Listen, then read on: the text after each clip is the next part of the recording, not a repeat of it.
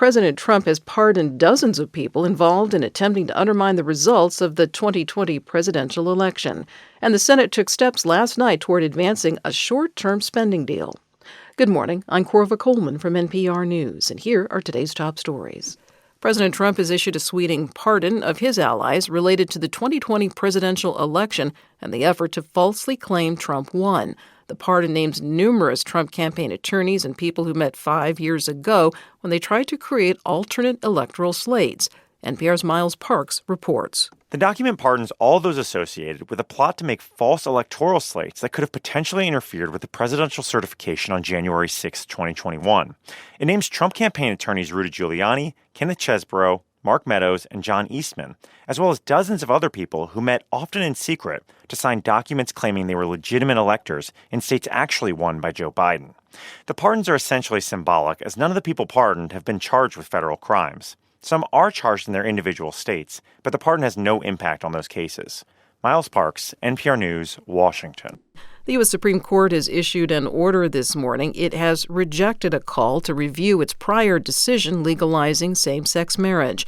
A county clerk from Kentucky, once jailed for refusing to issue same-sex marriage licenses, had asked the High Court to reconsider its decision. It has refused. The Senate has passed a stopgap spending plan after 41 days of a government shutdown. The agreement seeks to reopen federal agencies.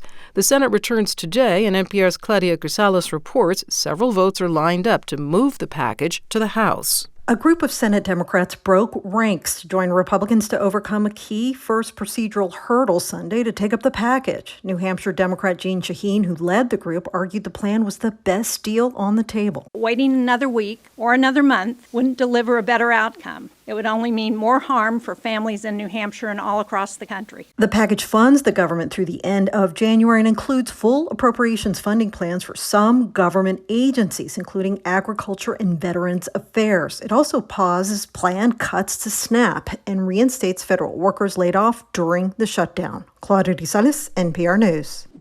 Late last night, a federal appeals court ordered the Trump administration to restore full funding to the federal food assistance program known as SNAP.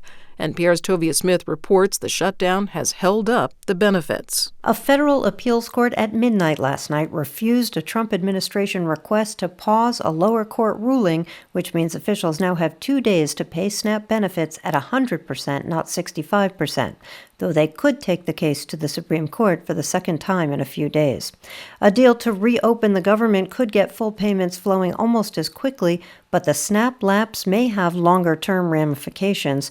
Food pantries say they expect high demand to continue as many SNAP recipients need to restock their cupboards, and some food banks say they expect to be short on stock since some large food orders they usually get from the government were not processed during the shutdown.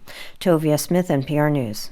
The federal government shutdown means air travel is still being slowed up to 10% by the end of this week. The tracking site FlightAware.com says more than 1,500 flights have been canceled in the U.S. so far today. Delays are being reported at major East Coast hubs. The Federal Aviation Administration is temporarily grounding all MD-11 aircraft. It's in response to last week's deadly crash of a UPS cargo plane in Kentucky. The mayor of Louisville says 14 people were killed in the accident. NPR's Shondelise Duster reports the grounding of the cargo planes will have a ripple effect on shipping. FedEx and UPS grounding their MD-11 aircraft could have an impact on holiday deliveries, aviation experts say. The MD-11 aircraft are a small part of UPS and FedEx fleets, but carry thousands of packages each. Mike Stengel of Aerodynamic Advisory says delivery impacts could depend on how long the aircraft are grounded. If it only lasts a few days, then we shouldn't see much of an impact on, holiday, package deliveries and things like that. UPS and FedEx say contingency plans are in place to minimize disruption in deliveries. Aviation experts say holiday shoppers should plan to ship packages early to ensure gifts arrive on time. Shondelise Duster, NPR News. Syria's president is scheduled to meet President Trump at the White House later today. Jane Araf reports there are a lot of firsts in this visit. President Ahmed Ashara will be the first Syrian head of state at the White House in almost 80 years. But it's also a big deal because of Shara's own history. He's a former al-Qaeda in Iraq militant leader. A year ago, he had a $10 million U.S. bounty on his head. His fighters toppled dictator Bashar al-Assad last December, and since then, Trump has decided that Shara is someone he wants to deal with. Most sanctions on Shara and Syria have been removed, but there are still some to be lifted. And Trump is expected to invite Syria to join U.S.-led efforts fighting the militant group ISIS. Jane Araf, NPR News, Amman. This year's UN Climate Conference officially opens today in Brazil. It's on the edge of the Amazon rainforest. NPR's Carrie Kahn reports leaders of some of the world's largest polluters, including the U.S., are not attending. President Trump isn't going, nor are the leaders of China, Russia, or India. The summit's overall goal, however, is still to get countries to stick to promises of lowering greenhouse gas emissions and limit global warming to 1.5 degrees Celsius. But ahead of the summit, Brazil's President Luiz Inácio Lula da Silva warned leaders, quote, "The window of opportunity we have to act is rapidly closing."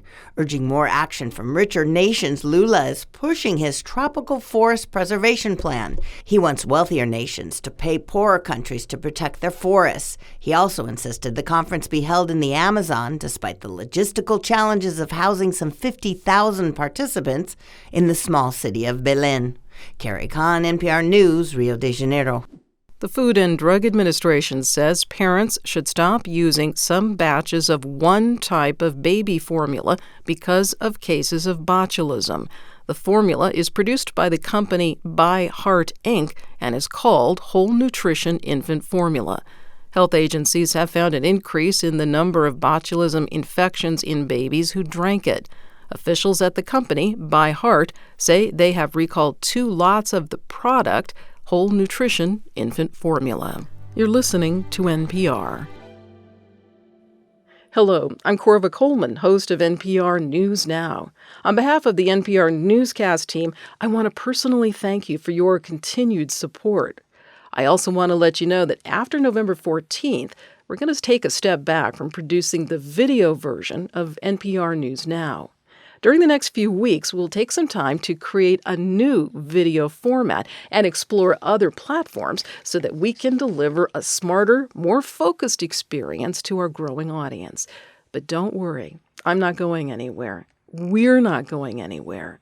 While we will no longer publish this daily news roundup, you can still listen to NPR News Now on broadcast and on podcast and keep up with all the news from NPR by following us on your social channels, by listening to your local member station, or visiting npr.org. Thank you, as always, for watching.